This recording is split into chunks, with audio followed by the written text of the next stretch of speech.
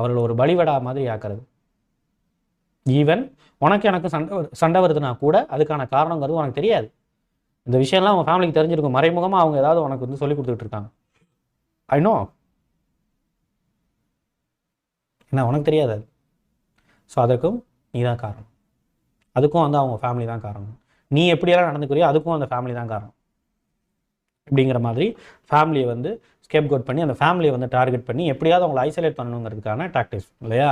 ஒரு இறையை வந்து வேட்டையாடினா என்ன பண்ணணும்? அந்த இறையை வந்து கூட்டத்தில் இருந்து பிரிக்கணும்ல, right? Hovering and coasting you.